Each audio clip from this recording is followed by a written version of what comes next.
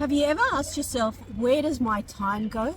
As Muslims, we know that time is very short. This world is like 5 seconds compared to Akhirah, which is not 1,000 years, it's not 1,000,000 years, it's not 100 million years, it's infinite. So really, when you think about it, the time we have in this dunya is really just a few seconds.